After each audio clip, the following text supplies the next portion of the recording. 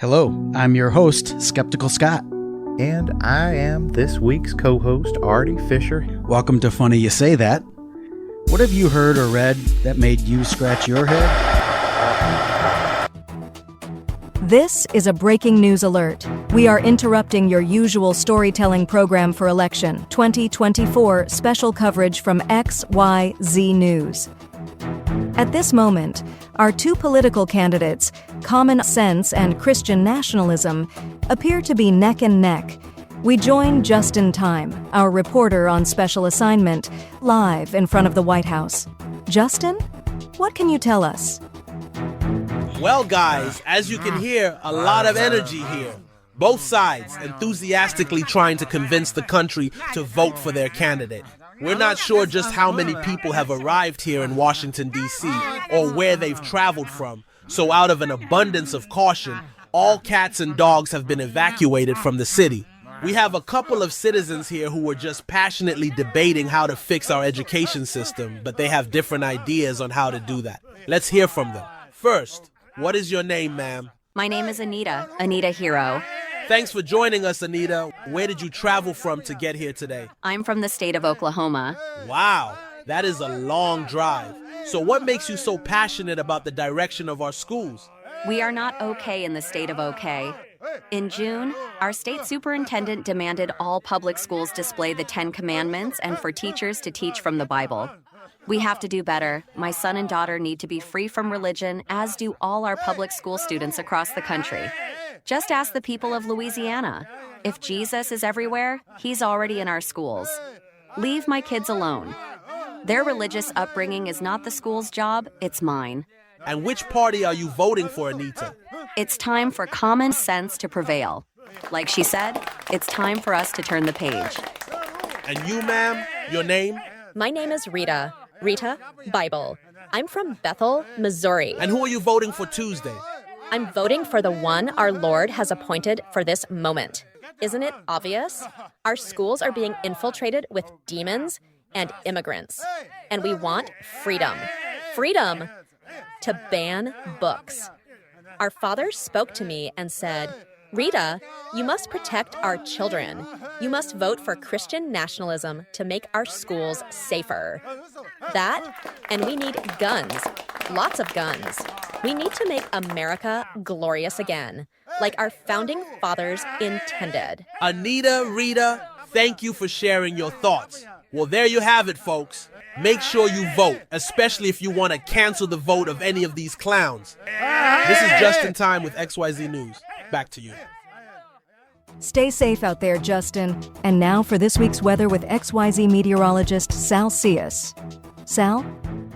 The D.C. area might get cold tonight, not just because of the chill of our pending future, but because there will likely be some misty rain. Luckily, though, it should not be raining cats and dogs. Looking ahead to the middle of next week, I think we can all agree we are hoping for clear skies after Tuesday. However, if we can't figure out our election results, there will be a slight chance of a storm in the capital. One thing I know about Uncle Sam, he sure doesn't like having electile dysfunction. Am I right? And can I just say, if you have an election lasting longer than 4 weeks, it's not just time to call your doctor, but maybe the National Guard. You know what I mean? No hate mail, please. I will start looking for my next career now. I have loved being your local meteorologist and will miss my team.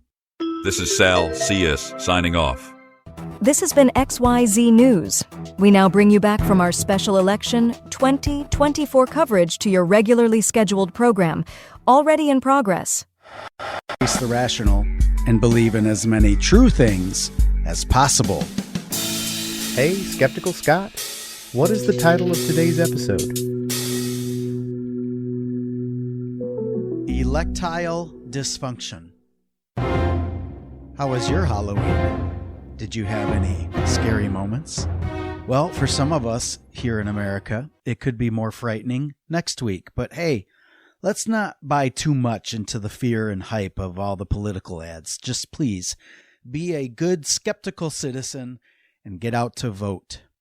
There's a lot I could say that you've probably already heard about this election, so I'll keep this episode short and stay focused on really two primary topics that were in our breaking news story earlier.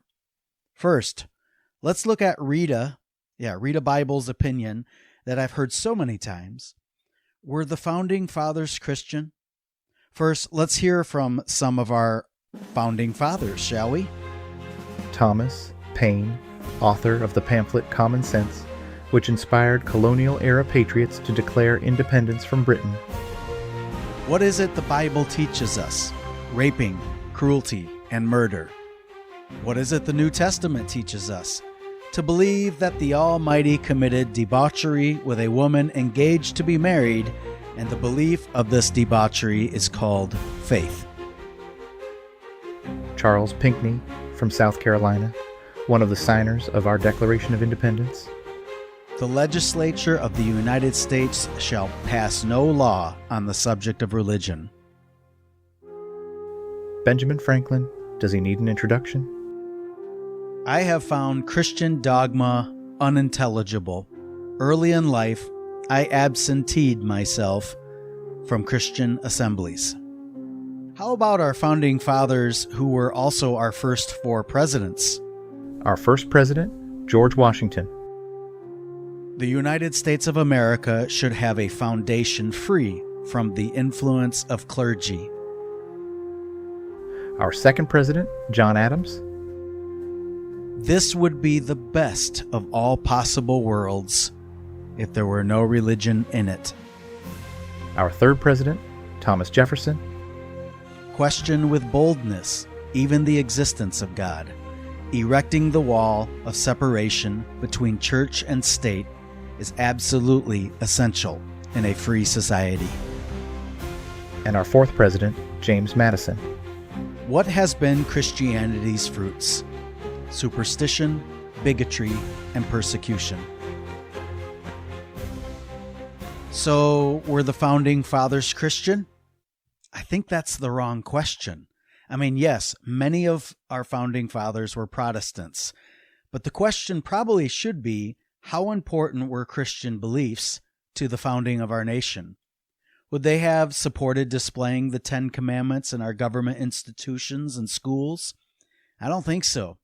Many Founding Fathers, including Christians, considered themselves deists, meaning if there was a God, it no longer interacted. Deists suggest the watchmaker analogy. Have you heard of that before? Just as watches are set in motion by watchmakers, after which they operate according to their pre-established mechanisms, so also was the world begun by God as creator, after which it and all its parts have operated according to their pre-established natural laws. God's existence may be revealed in nature and its design, but God no longer communicates. Empirical reason, natural observation, and logical thinking are what should be valued. As the Encyclopedia Britannica puts it, quote, although Orthodox Christians participated at every stage of the new republic, deism influenced a majority of the founders. The movement opposed barriers to moral improvement and to social justice. It stood for rational inquiry, for skepticism about dogma and mystery, and for religious toleration. Many of its adherents advocated universal education, freedom of the press, and separation of church and state. So no, the Founding Fathers would likely be against posting the Ten Commandments in a public school. They would also likely see it as unconstitutional.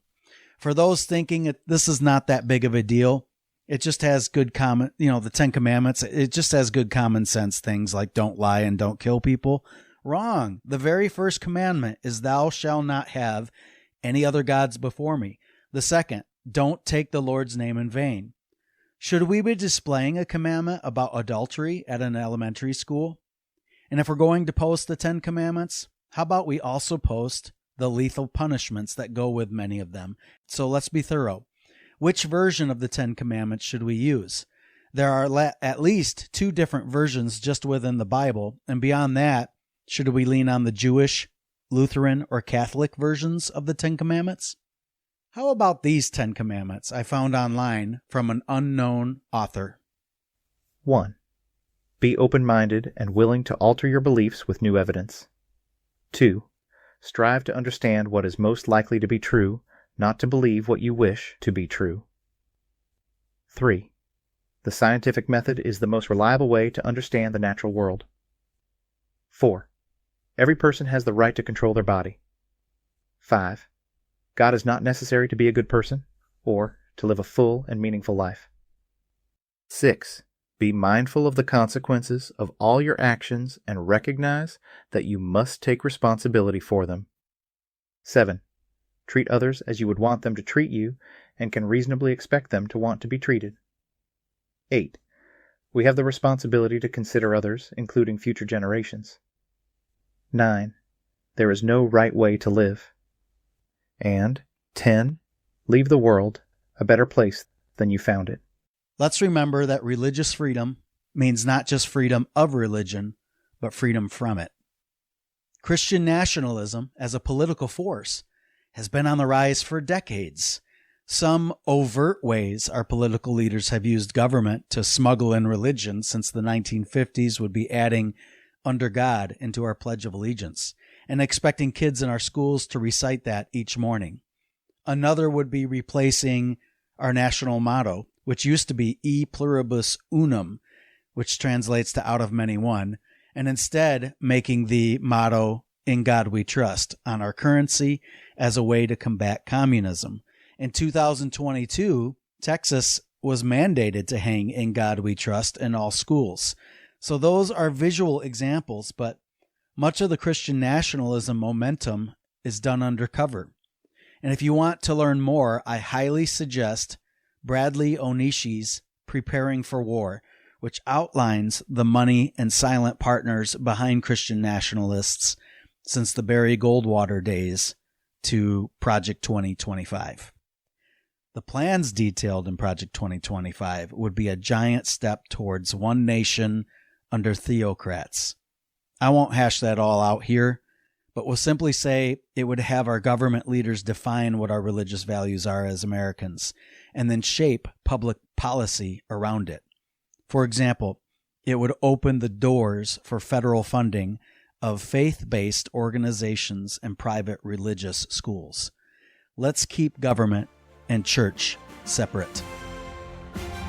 And now it's time for the Skeptic of the Week.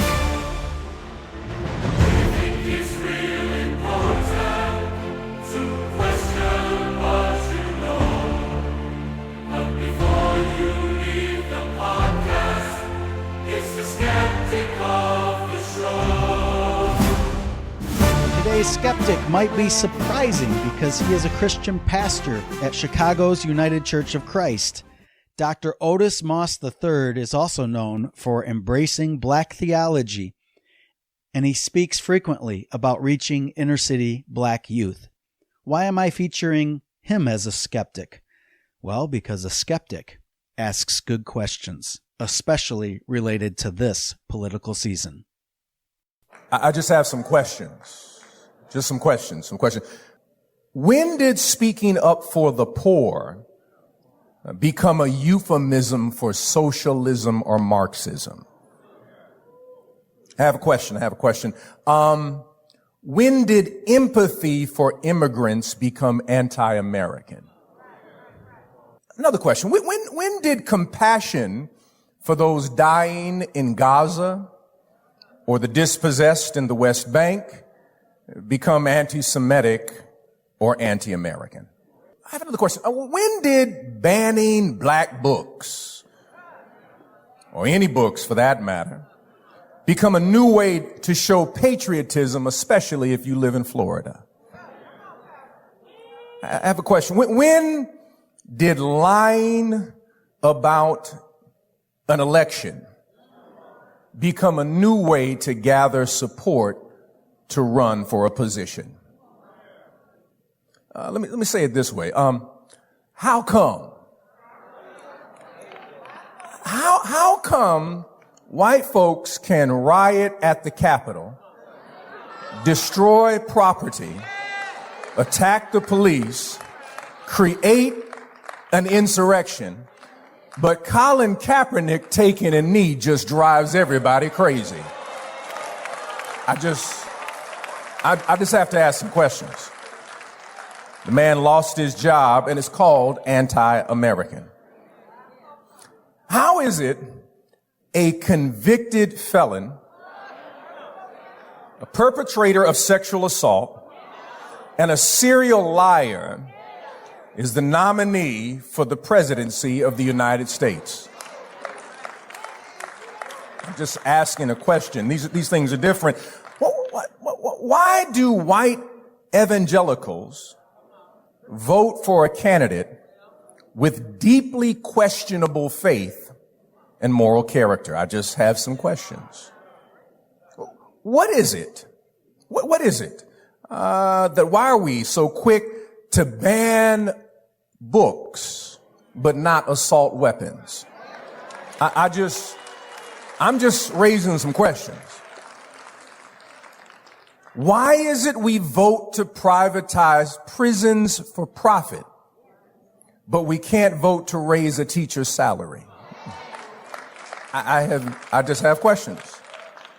Why is it we spend almost $1 billion in this city to respond to crime, but can't get an ordinance passed in Chicago to invest in the prevention of crime?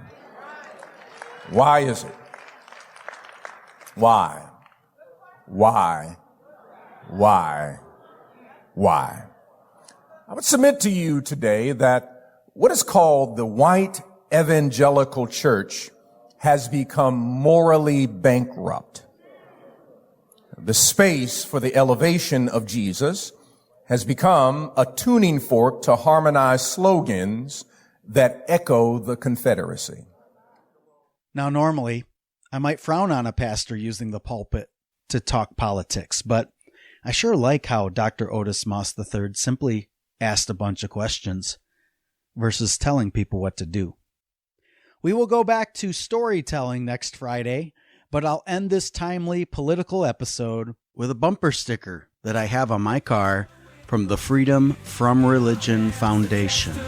Vote like your rights depend on it, because they do. One voice, one choice, our sacred rights. Shine your light into the night.